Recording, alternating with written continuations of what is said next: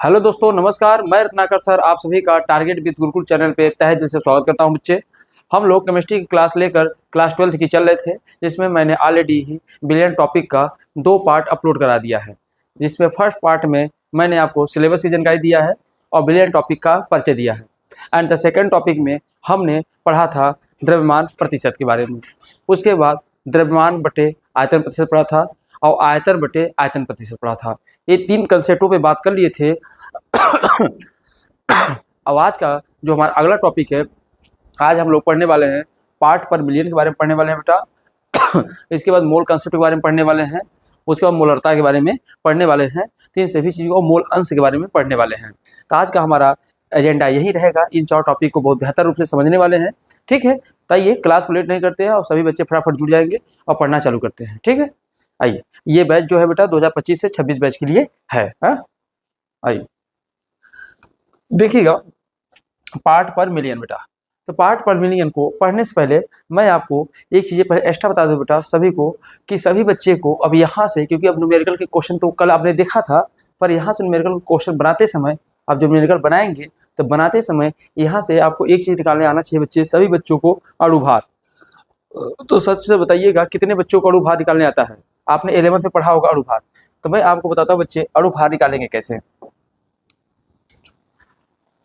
देखो बच्चे, हम लोग समझेंगे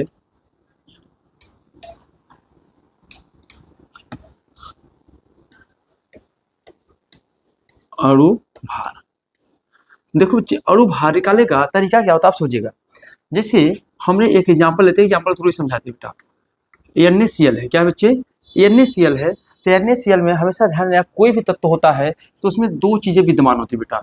जैसे अगर मान लो ये सोडियम है, तो सोडियम के नीचे जो होता है 11 है और ऊपर कितना है बच्चे? 23 है। कितना है? 23 है। तो जो नीचे होता है उसे बोलते हैं एटॉमिक नंबर। क्या बोलते हैं बच्चे? एटॉमिक नंबर, अर्थात परमाणु क्रमांक। क्या बोलते हैं? परमाणु क्रमांक। और जस्ट जो ऊपर होता है बेटा उसे बोलते हैं एटॉमिक मास, जिसको बोलते हैं परमाणु भार। क्या बोलते हैं? परमाणु भार। तो ये ध्यान देना बेटा, तो जो परमाणु भार होता है तत्वों को ना, उन्हीं तत्वों के परमाणु भारों के तत्वों को हम लोग क्या करते हैं, इसमें जोड़ते हैं। तो आपको नए कम से कम जो मेन इंपॉर्टेंट तत्व है उनके परमाणु भार आपको याद होने चाहिए बेटा, क्योंकि अगर आगे की न्यूमेरिकल आसान बनाना है तो उनके परमाणु भार को आना चाहिए। जैसे बेटा इसको निकालना है, तो देखो जैसे हमारे पास सोडियम है, तो सोडियम का परमाणु भार कितना होता है? ऊपर वाला परमाणु भार है बेटा, तो कितना होता है? 23 होता है। क्लोरीन का कितना होता है बच्चे? 35.5 होता है। इसका कितना होता है? 35.5। और इनको जोड़ दोगे तो कितना हो जाएगा बच्चे? तो 5 3 8, 3 2 5, 5.5, तो 58.5 ग्राम हो जाएगा बेटा। क्या हो जाएगा? अणु भार। इसी तरीके से बच्चे आपको मैंने अगर दिया H2SO4 का अणु भार निकालिए। H2SO4 का अगर अणु भार आपसे कहा मैंने निकालने के लिए, तो देखो हाइड्रोजन का जो परमाणु भार होता है कितना होता है? 1 होता है। और 2 बार है बेटा, तो 2 का क्या कर दोगे? गुणा कर दोगे। सल्फर है, तो सल्फर कितना होता है बेटा? 16। सल्फर का कितना होता है? 16 होता है। 1 बार है तो 1 बार गुणा करोगे। वहीं पर ऑक्सीजन है, तो ऑक्सीजन का कितना होता है? तो सॉरी, सल्फर का कितना होता है बच्चे? 32। 32 गुणित 1, क्योंकि इसका 16 परमाणु क्रमांक होता है, 32 का परमाणु भार। वहीं पर ऑक्सीजन कितना होता है बच्चे? 16। अब ऑक्सीजन कितनी बार है? 4 बार है।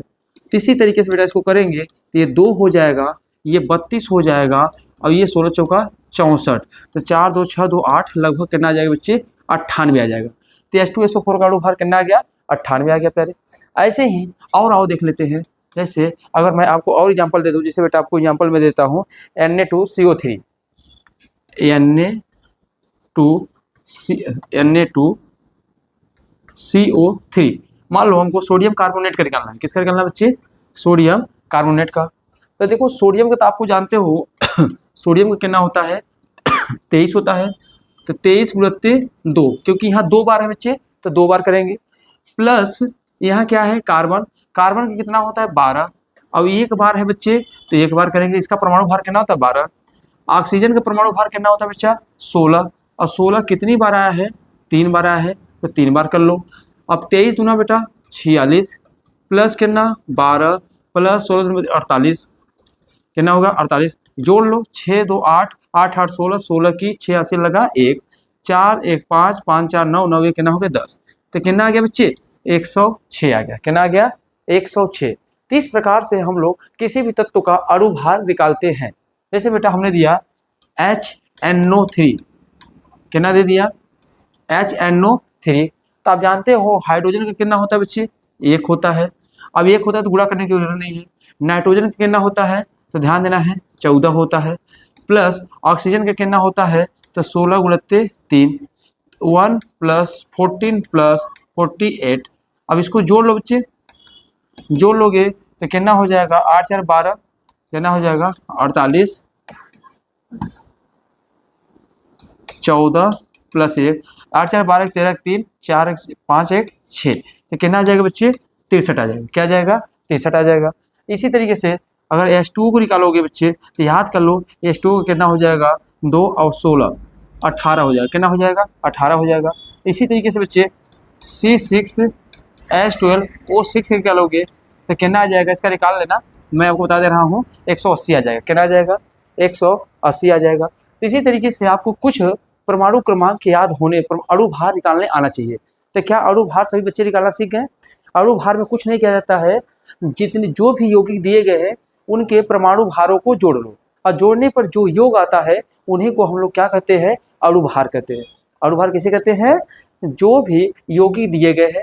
जैसे प्यारे ये यौगिक दिए गए नहीं दिए गए हैं, तो इन यौगिक का जो परमाणु भार है, जैसे सोडियम का परमाणु भार कितना होता है 23 होता है, क्लोरीन का कितना होता है 35.5 होता है। तो इन दोनों को जोड़ लो और जोड़ने पर देखो इतना आ गया कि नहीं आ गया, तो यही अणु भार है प्यारे। समझ गए नहीं समझ गए? समझ गए बात। इसी तरीके से हाइड्रोजन है, हाइड्रोजन कितने होते हैं बच्चे 2 होते हैं। सल्फर कितना होता है 32 होता है। ऑक्सीजन कितने होते हैं 16, पर ऑक्सीजन कितने बार आया है प्यारी 4 बार आया है, तो 4 बार गुणा कर दिए तो टोटल अणु भार कितना आ गया बच्चे 98 आ गया। तो ऐसे ही ये बार बार क्वेश्चन में अणु भार आएंगे और अणु भार आपको निकालने आएगा तो क्वेश्चन बड़े आसानी से आप बच्चे कर ले जाओगे, राइट। तो आइए अब हम लोग चलते हैं अपने कंसेप्टों पे और पढ़ना चालू करते हैं। क्या ये बातें समझ में आ गई बच्चे? सभी लोग बताइए, फट से इसका निकालिए, स्क्रीनशॉट ले लीजिए, फिर आगे बढ़ते हैं। चलो हाँ, अब मेरा टॉपिक है बेटा पार्ट पर मिलियन, जिसको बोलते हैं पीपीएम। पार्ट पर मिलियन जिसको बोलते हैं पीपीएम। अब पीपी क्या एम क्या होता है बच्चे? पीपी अगर आपसे मैं कहूँ एम क्या होता है तो आप कह सकते हैं किसी भी विलेय पदार्थ के भागों में, किसी भी विलेय पदार्थ के भागों में भागों की वह संख्या, किसी भी विलेय पदार्थ के भागों की वह संख्या जो किसी भी बिलियन के 10 के भागे 6, 10 के भागे कितना बच्चे 6, 10 के भागे 6 भागों में उपस्थित होता है। 10 के भागों कितना उपस्थित हो बेटा 6। कहने मतलब ये सीधी सीधी बात ऐसी समझ लीजिएगा कि जो भी टोटल किसी भी मान ले किसी भी विलेय पदार्थ जो भी उपस्थित हो उनकी संख्या कितने में हो 10 के पावर कितने हो 6। और जब 10 के पावर 6 होता है तो उसी को बोलते हैं पार्ट पर मिलियन। पार्ट पर मिलियन। तो इसकी परिभाषा लिखना चाहो तो क्या लिख लोगे बच्चे? सीधी इसकी परिभाषा क्या लिखोगे? तो आप लिखोगे क्या लिखोगे कि किसी विलेय पदार्थों के किसी विलेय पदार्थों के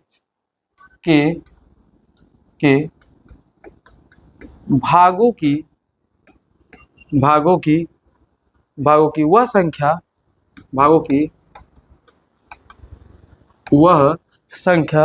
जो किसी बिलियन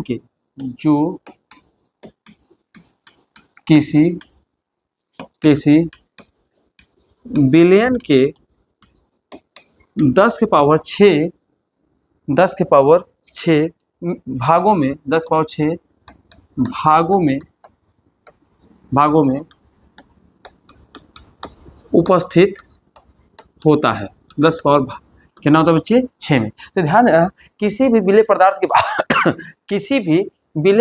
के भागों की वह संख्या जो किसी भी विलेय के 10 के पावर 6 के भागों में उपस्थित होता है, मतलब उसकी संख्या कितनी है 10 के पावर 6।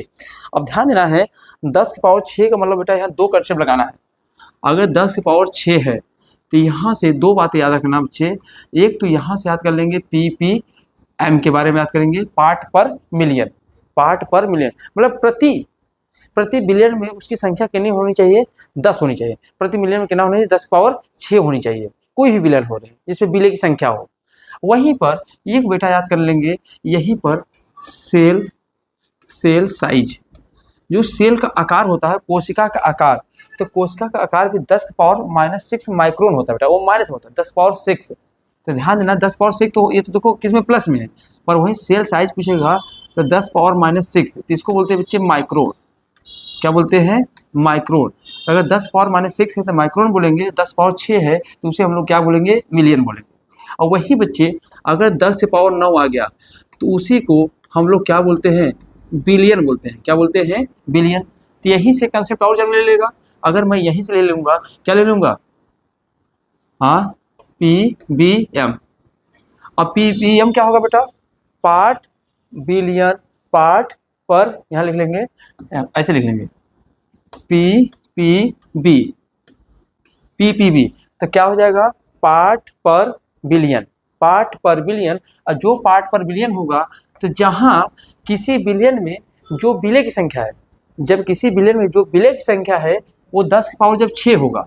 जब किसी भी बिलियन में बिले की संख्या, जब किसी भी बिलियन में बिले की संख्या 10⁻6 होगा तो उसे PPM कहोगे।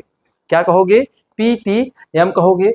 और जब किसी भी बिलियन में बिले की संख्या 10⁻9 हो तो उसे PPB कहोगे। क्या कहोगे, PPB कहोगे। तो याद समझ लेना, अगर मैं इसका शॉर्ट फॉर्म लिखना चाहूँ तो ऐसे लिख सकते हो, क्या लिख सकते हो, किसी बिलियन में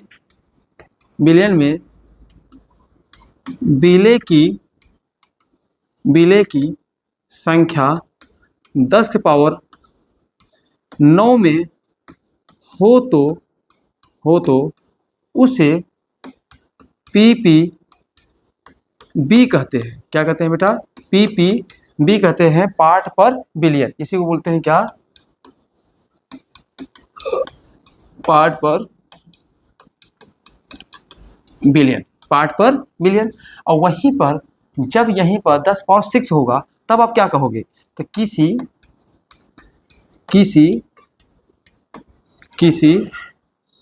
बिलियन में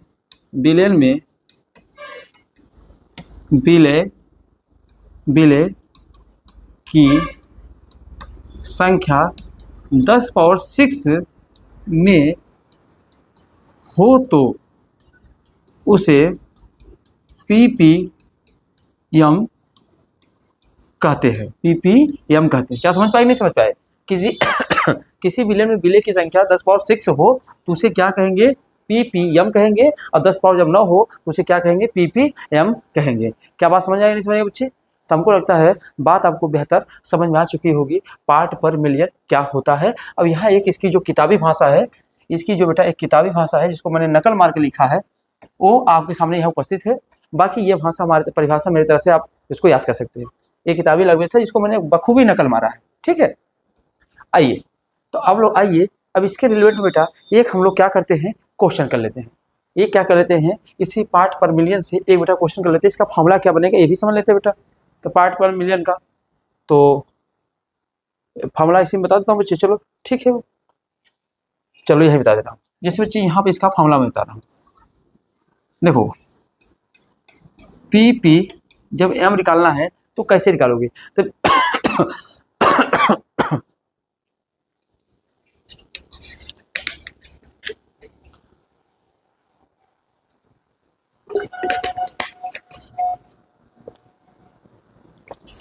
कैसे लिखोगे बेटा, ऊपर लिख लोगे बिले का भार द्रव्यमान में, बिले का भार द्रव्यमान बटे बिलियन का भार द्रव्यमान में। अब PPM निकाल रहे बच्चे, तो यहीं पे 10 के पावर क्या करोगे, 6 से गुणा कर दोगे। क्या करोगे, 6 से गुणा कर दोगे। और वहीं पर बच्चे अगर ध्यान ppm निकालो हो तो बिलियन का भार द्रव्यमान में 10⁻6 और बिलियन का जो द्रव्यमान होगा वो भी किस में रखेंगे बच्चे, सब ग्राम में रहेगा। किस में रहेगा, ग्राम में। यहाँ भी किस में रहेगा, ग्राम में।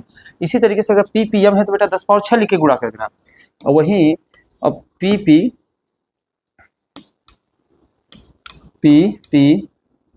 अगर b निकाले हो बेटा तो यहाँ क्या लिखोगे, बिले का भार ग्राम में बटे बिलियन का भार ग्राम में इंटू 10 के पावर कितना कर दोगे प्यारे, 9। कितना कर दोगे, 10 के पावर 9। तो जब ppb पूछेगा तो 10 पावर 9 कर देना है, जब ppm पूछेगा तो 10 पावर 6 कर देना है। बस यही आपको करना है। आइए इसके रिलेवेंट में एक क्वेश्चन हम लोग लगाते हैं। अगर यहाँ तक की बात समझ आओगे बच्चे, पार्ट पर मिलिए तो इसको आप लोग अपना लिख लीजिए अच्छे से। आइए आगे, ये तो हो गया था मेरा पॉइंट।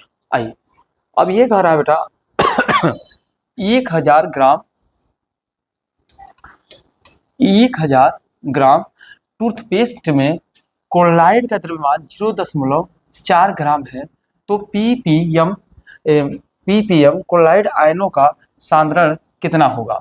तो देखो हमारे पास क्वेश्चन है, तो सबसे पहले आप देखिएगा प्रश्न को हल करते समय हमेशा दिमाग लगे बच्चे कि प्रश्न में दिया क्या क्या है। तो सबसे पहले आप लिखेंगे सॉल्व, लिखेंगे क्या लिखेंगे प्यारे, सॉल्व। और क्वेश्चन लिखेंगे दिया क्या है, दिया है क्या दिया बच्चे। तो सबसे पहले हमारे पास दिया है बिले, क्या दिया बच्चे, बिले दिया है। तो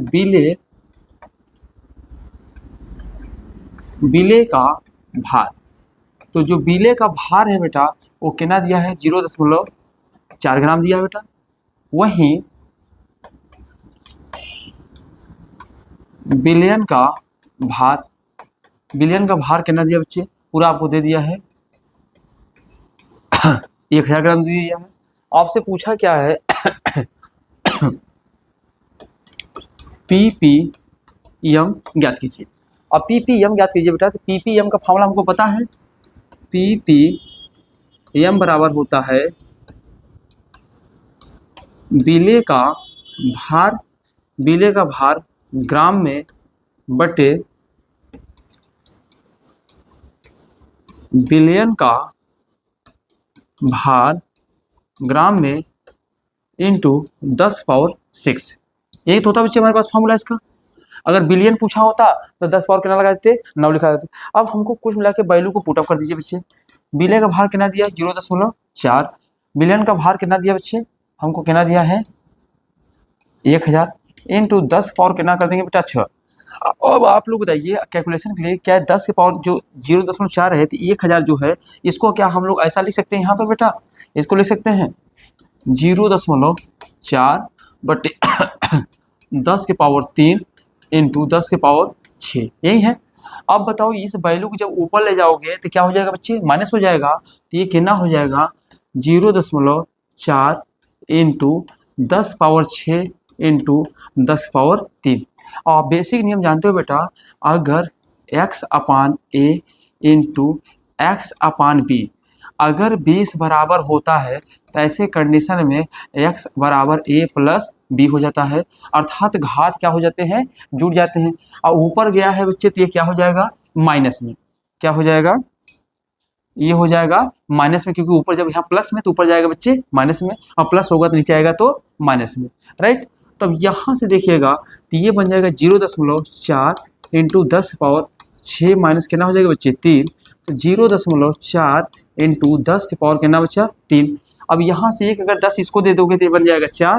तो ये हो जाएगा 4 मल्टीपल 10 के पावर 2। क्या हो जाएगा बेटा, यही हमारे पास जो निकल के आया यही हमारे क्या है बच्चे, आंसर है ppm। तो उसका कितना भार था, 4 मल्टीपल 10 पावर 2 है, अर्थात 400 ग्राम। इसे निकालना चाहो तो सीधा सीधा कह सकते हो कितना था ये, 400 कड़ थे, कितने थे 400 कड़ निकल के आएंगे।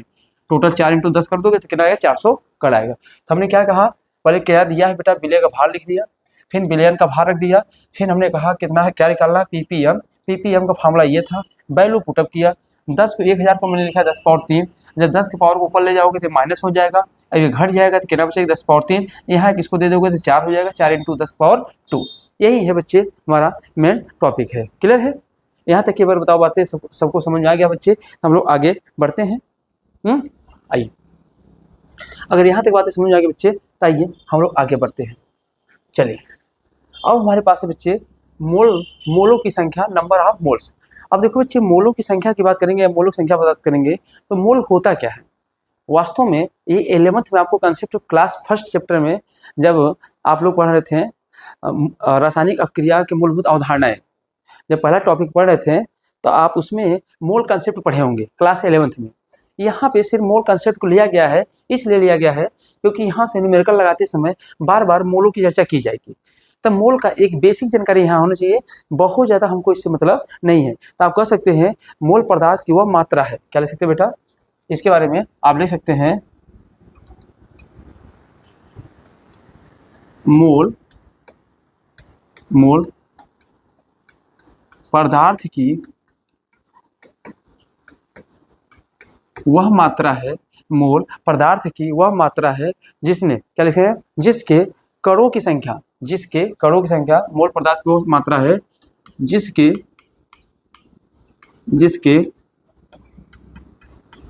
कणों की संख्या, कणों की संख्या जो बेटा किस में हो सकता है? तो कणों की संख्या जो होगा ना बेटा किसके रूप में होगा? परमाणु के रूप में हो सकता है, आयन के रूप में हो सकता है बच्चे, और अणु जो परमाणु होंगे, जो आयन होंगे, जो अणु होंगे, वही बेटा अणु का कार्बन 12 के 12 ग्राम परमाणु के बराबर होगा। हमने कहा मोल पदार्थ की वह मात्रा है जिसके कणों की संख्या, मोल पदार्थ की वह मात्रा है जिसके कणों की संख्या, परमाणु ले लो या आयन ले लो या अणु ले लो, अणु का कार्बन 12 जो कार्बन हमारे पास 6, परमाणु भार कितना होता है इसके 12 के परमाणु के बराबर होगा। जरा समझिएगा, इसका मतलब है, ध्यान रखिए, इसका मतलब होता है अगर पूछा जाए 1 मोल बराबर कितना होगा, तो 1 मोल बराबर होता है 6.022 मल्टीपल 10 के पावर 23 kg। क्या लिखेंगे? 23। अब बेटा अगर ध्यान देना है, यहाँ से इसका तो मेन हमारे पास जो कंसेप्ट होता है यही होता है, 23 होता है। 1 मोल बराबर कितना होता है? ध्यान देना है 6.022 मल्टीपल 10 पावर 23। अब इसी को बच्चे हम लोग ऐसे भी ले सकते हैं। कैसे ले सकते हैं? अब इसी को आप चाहे तो आप आराम से कई रूप में ले सकते हैं। जैसे 1 मोल परमाणु बराबर, अगर 1 मोल परमाणु बराबर, तो 1 मोल परमाणु बराबर हम लोग कितना लिख सकते हैं बेटा? 6.022 10 के पावर 23 परमाणु। अगर बेटा यहाँ अगर किसी भी तत्व के अगर परमाणु ले रहे हो तो यहाँ भी क्या लगाओगे? परमाणु लगाओगे। यहाँ भी अगर परमाणु है तो यहाँ भी लगा दो परमाणु। अगर यहीं पर अगर हम लोग सीधा करें 1 मोल अणु बराबर, 1 मोल अणु बराबर, तो बच्चे वैल्यू ये हर जगह वही रहने वाला है। 6.022 10 के पावर 23 क्या हो जाएगा? अणु हो जाएगा। जैसे अगर मैं आपसे कहूँ यहीं पर और कंसेप्ट में, तो अगर मैं कहूँ एक कार्बन परमाणु बराबर कितना होगा? तो एक कार्बन परमाणु बराबर कितना मोल होगा? तो वही होगा 6.022 मल्टीपल 10 के पावर 23 परमाणु। ठीक है। अगर वही मैं आपसे कहूं एक कार्बन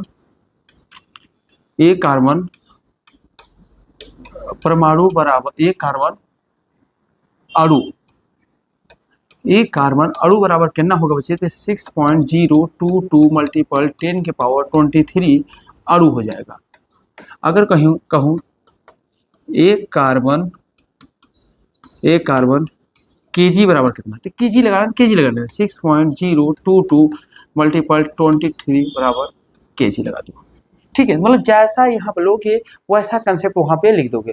तो ये ध्यान देना है, तो जो हमारे पास संख्या निकल के आएगी ना यही 6.022 मल्टीपल 10 के पावर 23 होता है। इन्हीं को हम लोग कहते हैं आवोगाद्रो संख्या क्या कहा जाता है बच्चे? अवोगाद्रो संख्या कहा जाता है। तो मोल पदार्थ की वो मात्रा है जिसके कणों की संख्या परमाणु आयन अणु का कार्बन 12 ग्राम परमाणु के बराबर होगा, जिसमें मैंने आपको कंसेप्ट समझाया। अब बच्चे यहाँ से पूछा जाएगा मोल बराबर क्या होता है? तो मोल बराबर क्या होता है बच्चे? तो ध्यान देना, मैं इसको थोड़ा सा एक पेज और ले लेता हूँ बच्चे। आपको आगे खाली है क्या? बुलाटा हो गया? चलो अब देखो यहाँ से चलो एक पेज स्टार्ट। तो अगर पूछ ले मोल बराबर क्या होता है बच्चे? मोल बराबर, तो जो मोल होता है, मोल को हम लोग किससे प्रदर्शित करते हैं बच्चे? तो मोल को हम लोग किसे लिखते हैं? एम से। तो ध्यान देना, मोल बराबर क्या होता है? पदार्थ का द्रव्यमान बटे पदार्थ, मोल बराबर होता है पदार्थ का द्रव्यमान बटे मोलर द्रव्यमान। क्या होगा बच्चे? मोलर द्रव्यमान। पदार्थ का द्रव्यमान हो और प्लस जो मोलर द्रव्यमान। मोलर द्रव्यमान का मतलब बच्चे होता है अणुभार। मोलर द्रव्यमान का मतलब क्या होता है बच्चे? तो ध्यान देना है, मोलर द्रव्यमान का मतलब होता है बेटा आपका अणुभार। तो ध्यान देना, मोल बराबर हमारे पास यही, इस फॉर्मूले को आप चाहो तो आप इसको लिख सकते हो। तो मोल बराबर पदार्थ का द्रव्यमान बटे मोलर द्रव्यमान होता है। बताओ क्या बात क्लियर है बच्चे? तो यहाँ तक की कंसेप्ट अगर क्लियर हो तो बताइए हम लोग आगे बढ़ जाएं। अगर यहाँ तक की बातें का सहमत हो बच्चे तो हम लोग बताइए आगे बढ़ जाए। फिर से मैंने आपको इससे पहले यही समझाया बच्चे कि मोल क्या होता है, मोल की संख्या क्या होती है, समझाया। इसके बाद हमने कहा मोल का फार्मूला क्या होता है? मोल का पदार्थ बटे द्रव्यमान बटे मोलर द्रव्यमान। आइए अब इसी के आगे बढ़ते हैं। अब हमारे पास अगला कंसेप्ट है, हम लोग को पढ़ना है मोलरता। क्या पढ़ना बच्चे? मोलरता। तो मोलरता बहुत ही आसान है बेटा। कह सकते हैं किसी भी बिलियन के 1 लीटर आयतन में किसी भी बिलियन के 1 लीटर आयतन में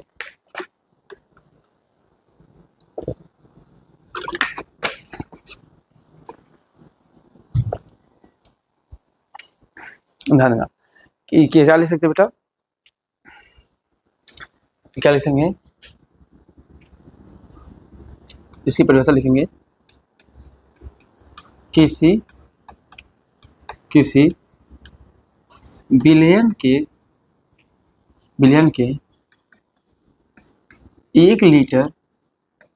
1 लीटर आयतन में उपस्थित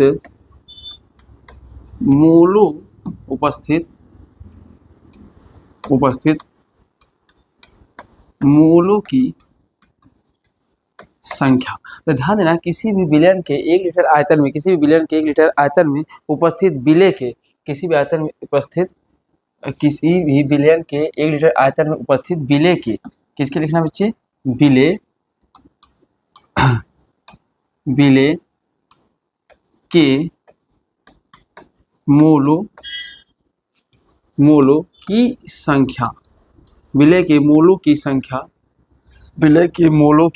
संख्या क्या कहलाता है? बिले की मोलों की संख्या बिलियन की मोलरता कहलाता है। क्या कहलाता है बच्चे? बिलियन की मोलरता। हमने कहा किसी बिलियन के 1 लीटर आयतन में उपस्थित बिले के मोलों की संख्या को बिलियन कहता है। मतलब आप सीधे समझिएगा, अगर कोई 1 लीटर बिलियन है बेटा, ऐसे समझिएगा। जैसे यहाँ पे एग्जांपल लेता हूँ बच्चे आपसे। मान लीजिएगा एक यहाँ पे हमारे पास पात्र है, इस पात्र में हमने मान लीजिए ऑलरेडी क्या डाल दिया बच्चे? क्या डाल दिया है? H2O है। जो H2O हो, जो बिलियन हो, वो बिलियन के लिए एक शर्त है, ये कितना होना चाहिए? 1 लीटर इसका आयतन होना चाहिए। कितना होना चाहिए बच्चे? 1 लीटर आयतन। अब इस आयतन में हमने मान लो क्या मिला दिया बच्चे? शक्कर मिला दिया। क्या मिला दिया? शक्कर मिला दिया, शुगर मिला दिया। अब शुगर मिला दिया, तो जो शुगर हमने मिलाया है ना, जो इसके अंदर चीनी मिलाया है, जो शक्कर मिलाया है, उस शक्कर की कितना मोल इसमें उपस्थित है? 1 लीटर आयतन में उपस्थित किसके? बिले के मोलों की संख्या। अब बताओ बेटा, बिले के अगर मोलों की संख्या की बात करोगे तो जो बिले की संख्या, मतलब मान लो यहाँ पे आप मान लो कि हमने 20 ग्राम मिला दिया होगा। कितना मिला दिया? 20 ग्राम मिला। तो जो 20 ग्राम इसे मिलाए हैं, वही यह मोल के संख्या के रूप में कितना होगा? समझ रहे मेरी बात? कि यही जो इसमें विलय मिलाए होंगे, ये जो विलय है इसके मोलों में इसकी संख्या देखिए तो कितना होगा, वही संख्या ज्ञात करना ही क्या कहलाता है बेटा, मोलरता कहलाता है। क्या कहलाता है, मोलरता। तो किसी विलयन के 1 लीटर, ये इंपॉर्टेंट बहुत ज्यादा पॉइंट है, 1 लीटर आयतन में उपस्थित विलय के मोलों की संख्या विलयन की क्या कहलाती है बच्चे, मोलरता कहलाती है। क्या कहलाती है, विलयन की मोलरता कहलाती है। अब मोलरता बराबर फॉर्मूला, अब इसे नीचे लिख लेंगे बेटा, यहीं पर इसे यम से प्रदर्शित करते हैं, इसे यम से प्रदर्शित करते हैं। तो जरा देखिएगा, अब मोलरता बराबर होगा क्या बेटा, तो ध्यान देना है, मोलरता बराबर होगा क्या, तो इसे लिख सकते हैं मोलरता बराबर, तो मोलरता बराबर लिखेंगे विलय के मोल, विलय के मोल किसमें लिखेंगे बेटा, ध्यान देना, विलय के मोल लिख लेंगे बेटा। अब विलय के मोल बटे लिखेंगे, क्या लिखेंगे, विलयन का आयतन। अब विलयन का आयतन किसमें होगा, एल में होगा। जो विलयन का आयतन होगा बच्चे किसमें होगा, एल में होगा। और ऊपर क्या होगा, विलय के मोलों की संख्या, क्या होगा बच्चे, विलय के मोलों की संख्या। ये हमारे पास इसका क्या होगा बच्चे, फार्मूला हो जाएगा। अब इसी फार्मूले को जब हम लोग खोलते हैं, इसी फार्मूले को जब हम लोग खोलेंगे तो मोलरता बराबर क्या होगा बेटा, इसी को आगे चलेंगे तो इसको ऐसे भी ले सकते हैं, मोलरता बराबर विलय के मोलों की संख्या जब खोलेंगे बेटा तो ऊपर लिख लेंगे विलय का भार ग्राम में बेटा, विलय का भार, ऐसे लिखिए, थोड़ा नीचे लिख लीजिएगा, मोलरता विलय का भार बटे, अभी आपने पढ़ा है मोलर द्रव्यमान, मोलर द्रव्यमान। अब बटे क्या हो जाएगा बच्चे, विलयन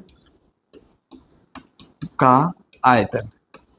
अब विलयन का आयतन बेटा अगर ध्यान देना है, ml में लिखोगे, अगर लीटर में रखोगे तो कोई दिक्कत नहीं, अगर ml में लिखोगे तो यहीं पर 1000 से क्या करना पड़ेगा, गुणा।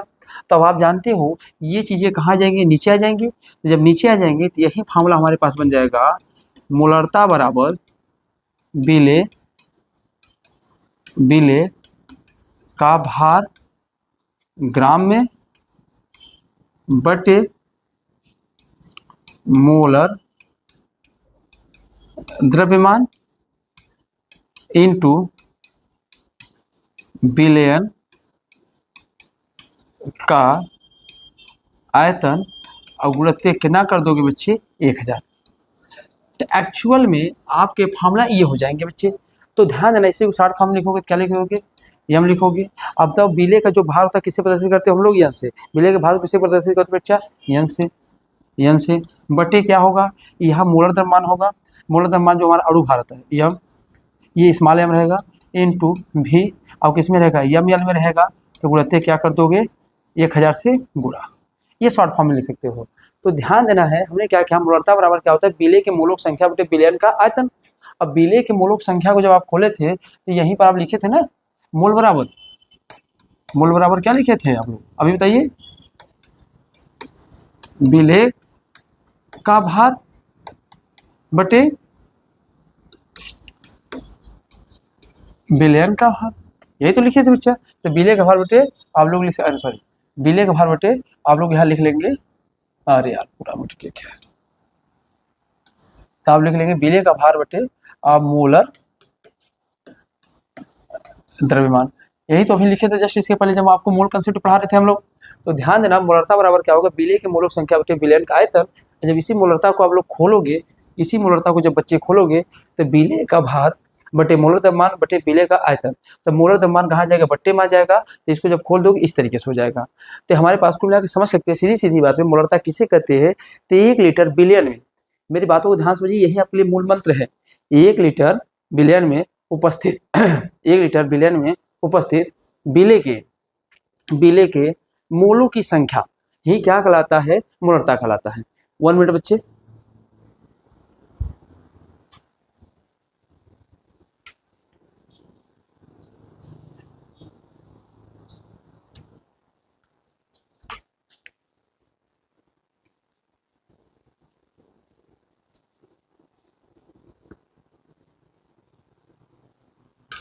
चलिए फिर देखिएगा, अगर ये बातें आप लोग को समझ में आ गया हो तो चलिए हम लोग इसके आगे बढ़ते हैं।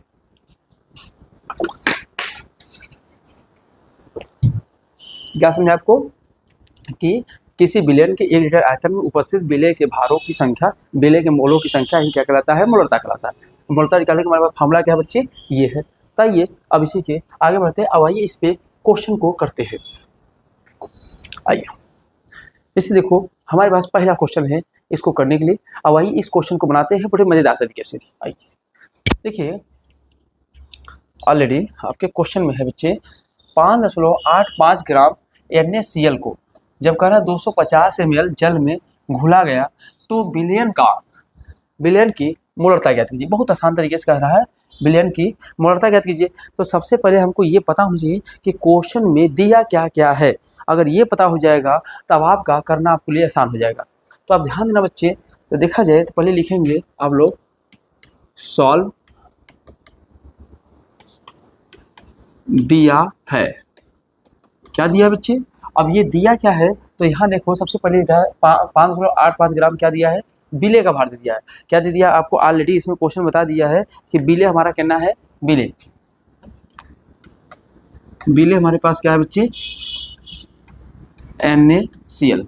अब विलय हमारे पास बच्चे जब NaCl है तो कितना दिया है 5.85 ग्राम दिया है, राइट। वहीं पर अब कह रहा है ऑलरेडी विलयन का जो आयतन दिया है बेटा, कितना दिया है,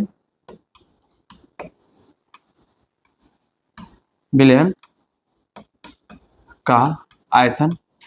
तो विलयन का आयतन कितना दे दिया बच्चे 250 ml, मतलब भी आपको दे दिया है।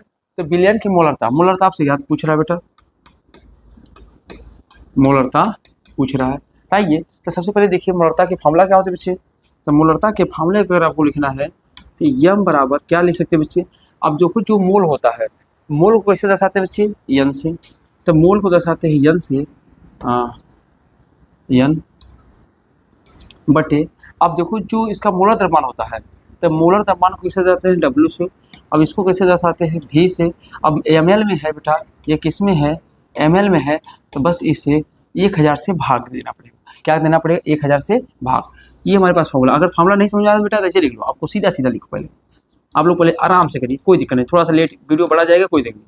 मोलरता बराबर क्या लिखोगे, विलय के मोलों की संख्या, परेशान नहीं होना, स्टेप बाय स्टेप लिखना है, वही नंबर मिलेगा आपको, बटे विलयन का आयतन किस में है, ml में।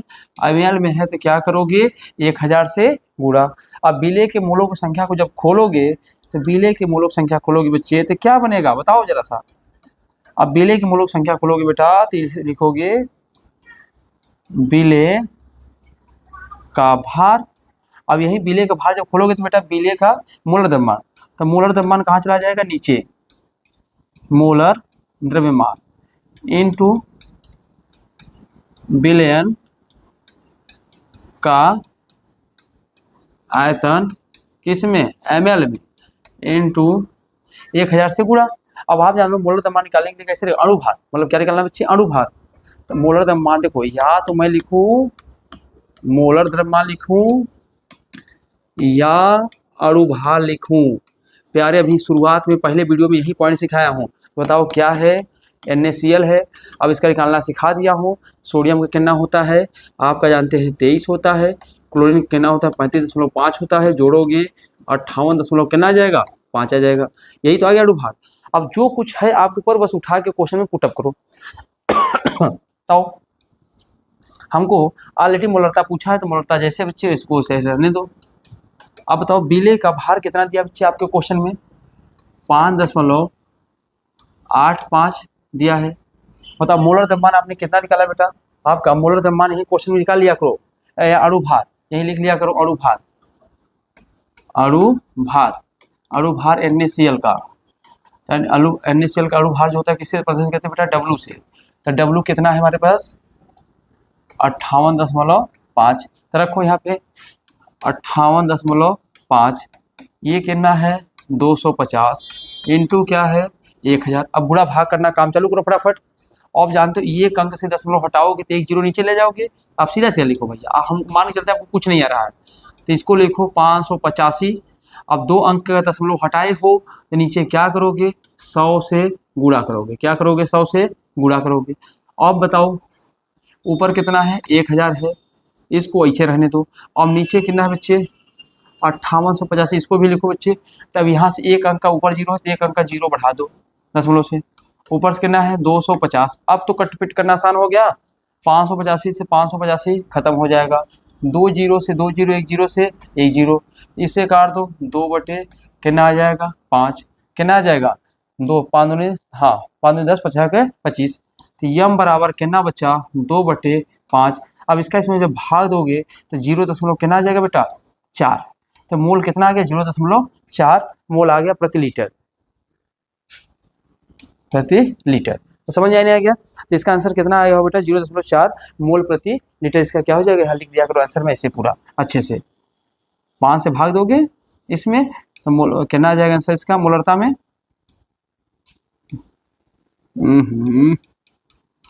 से कितना हो जाएगा 0.4 मोल प्रति litre is the right answer. ठीक है, तो एक बार फिर समझ लो क्वेश्चन को क्या किया गया है। और पहली बात देख लो क्वेश्चन में क्या दिया है, बिले दिया, बिले लिख दिया आपने, बिलियन का आयतन दिया था, बिलियन का आयतन लिख दिया। और वो भार हमने निकाल लिया, निकालना तरीका सिखा दिया हो। मोलरता पूछा है, मोलरता लिख दो। मोलरता बराबर क्या होता है, बिले की मूलक संख्या बटे बिलियन का आयतन इंटू 1000 बटे ml। अब बताओ मोलरता बराबर बिले का भार जब खोलोगे तो बिले का भार, जब बिले की मूलक संख्या खोलोगे तो बिले का भार बटे मोलर द्रव्यमान इंटू बिलियन का आयतन। ml में है तो 1000 से गुणा कर देना है, लीटर में है तो 1000 से गुणा नहीं करना है। अब वैल्यू आपको सब कुछ दिए थे, बस पुट अप करो, काटना पीटना आपके हाथ में। ठीक है, बताओ ये अगर एक क्वेश्चन बना लिए हो तो आगे बढ़ते हैं हम लोग। चलो अगर ये क्वेश्चन बना लिए हो बच्चे तो आइए हम लोग आगे बढ़ते हैं। ठीक है, चलो आइए नेक्स्ट क्वेश्चन लेते बेटा। और नेक्स्ट क्वेश्चन हमारे पास है, कह रहा है अगला क्वेश्चन बेटा हमारे पास है 0.1 पर एक क्या है 0.1 इसकी मोलरता है Na2CO3 की कि बिलियन बनाने के लिए 500 ml में बिलियन में कितने ग्राम जल को घोलना है।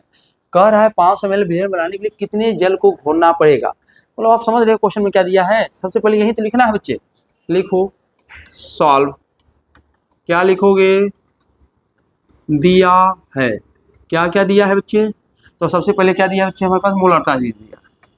इस बार क्या दे दिया है, मोलरता।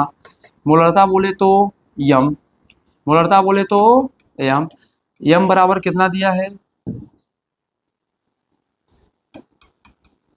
यम बराबर दिया है 0.1। चलो रख लो, कोई दिक्कत नहीं बात है। बिलियन बनाने के लिए, बिलियन बनाने के लिए 500 ml बिलियन में कितने ग्राम। अब बिलियन आपको दे दिया ऑलरेडी, बिलियन दे दिया, मतलब क्वेश्चन में बिलियन भी दे दिया है, यानी भी दे दिया है। कितना दिया है 500 ml दे दिया बच्चे। अब ऑलरेडी कह रहा है हमसे क्या पूछा है, बिले की सोडियम के, अच्छा यहाँ से निकाल लो, यहाँ से निकाल लो अणु भार। अणु भार किसका निकालना है, Na2CO3 का। अब अणु भार निकालना तो आप लोग को पता है, सोडियम है 23 गुना 46 हो जाएगा, 46 और 46 और 12, 46 और 12 कितना हो जाएगा बच्चे आपका, 46 12 56 और 48, 106 हो जाएगा। क्या कितना हो जाएगा 106। अब ध्यान दें अणु भार हमको निकल ही गया है। अब हमसे पूछा क्या है, हमसे बस पूछा है वही बिले का मान, हमसे पूछा है बिले। तो बिले पूछा है तो क्या निकालने से कितना बिले, मतलब 500 ml बनाने के लिए कितना बिले खोलना पड़ेगा। तो बताओ, अब डायरेक्ट फॉर्मूला लिखूंगा, बार बार नहीं लिखूंगा। मोलरता बराबर क्या होता है बच्चे, क्या होता है आप लोग बताओ, N बटे W into V ml into 100, अरे 1000, यही तो होता है। अब बताओ यही फार्मूला होता है, बस इसी पे मान पुटअप करो भाई, ऐसे लेके जाओ। अब बताओ मान पुटअप करोगे तो मोलरता कितना दिया है 0.1 दिया है, रहने दो। हमसे ऑलरेडी मूलक संख्या पूछा है, तो मूलक संख्या डायरेक्ट अगर चाहो तो इस क्वेश्चन को डायरेक्ट कुछ करना नहीं है, इसको आप सीधा कर लो। आपसे बिले पूछा है तो यहाँ लिख लो n, मूलक संख्या तो पूछा नहीं है ना आपसे, 1 मिनट, यहाँ ऐसे कर लो सीधा m, अगर लिखोगे मोलरता हो गया, बिले की संख्या विलय की संख्या बटे, अब यहाँ नीचे जब इसको खोल दोगे तो विलय की संख्या जब लिख लोगे तो इसमें बन क्या जाएगा बच्चे, तो विलय की संख्या को जब खोल लोगे तो विलय की संख्या निकलोगे तो कितना हो जाएगा इसका, वही तो सही तो था यार, कोई दिक्कत नहीं था, बस वैल्यू रखो ठीक है। पूरा खोल लेते हैं। अच्छा चलो क्या लिखेंगे, फॉर्मूला इसका होगा मोलरता। मोलरता हमको दे दिया है, तो मोलरता होगा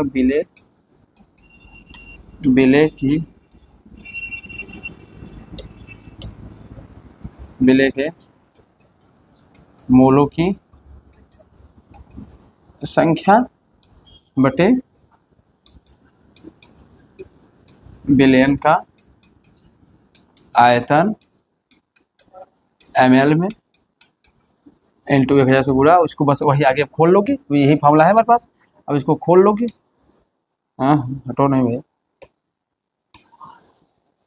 अब इसी को खोल लो, तो खोल लोगे तो हम बोलता है इतना दिया है, हमको ये पता नहीं है तो यहाँ रख दो, यहाँ रख दो, यहाँ कितना दिया है इसका निकालोगे तो 106 दिया है, इंटू कितना दिया है 500 दिया है, 500 इंटू 1000 से गुणा। अब जानते हो इस चीज़ को इधर भेज दोगे, इस चीज़ को इधर भेज दोगे, इधर चला जाएगा तो n का मान हमको निकल जाएगा आराम से। तो यहाँ से अगर देखा जाए तो सीधी बस जो पहले वैल्यू मिल रही है उनको काट डालो, तो यहाँ से 2 जीरो से बेटा 2 जीरो क्या हो जाएगा, ख़त्म हो जाएगा। अब बचा कितना 106 0.1 इंटू 106 इंटू 5 बराबर n बराबर 10, इसको काट दो, 5 1 का 5, 5 दूनी 10। अब यहाँ से 2 दशमलव को नीचे ले जाओ तो ये हो जाएगा 106 बटे 200, 106 बटे 200 हो जाएगा बच्चे। n बराबर ऐसा लिख लो, n बराबर, क्योंकि इसको जब काटोगे तो 5 दूनी 10, 2 बचा, अब 2 बचा है तो इसका मतलब एक अंक का दशमलव यहाँ, एक अंक का दशमलव यहाँ, तो 2 जीरो नीचे आ जाएगा, तो ये हो जाएगा सीधा सीधा 106 बटा कितना हो जाएगा 2 है तो 200 हो जाएगा। अब जो कट रहा है बेटा काट दो इसको, इसको डायरेक्ट इसका भाग ही दे दो, तो भाग दे दोगे यहाँ पे 106 में, अगर 200 को भाग दोगे तो नहीं जाएगा, तो जीरो बार ले जाओगे, दशमलव लगाओगे, एक जीरो यहाँ बढ़ा दोगे, तो ये हो जाएगा 5 बार आएगा, 0.5, ये हो जाएगा 1000 बच्चे 60 बचेंगे। अब फिर इसको 3 बार ले जाओगे तो ये हो जाएगा कितना, 3 बार ले जाओगे 60 दशमलव लगा के जीरो बढ़ा देना, 0 ठीक है, जीरो बार ले जाओ, फिर मतलब कुल मिला के आप 5.3, कितना आंसर आया है 5.3, इसका आंसर आएगा बच्चे, कितना आना चाहिए 5.3, तो कितना आंसर आ जाएगा n बराबर 5.3 इज द आंसर। इतना ग्राम इसमें हमको क्या करना पड़ेगा, मिलाना पड़ेगा। इसको आप लोग एक बार कैलकुलेशन इसका चेक कर लीजिएगा, ठीक है, कैलकुलेशन इसके बाद एक चेक कर लीजिएगा।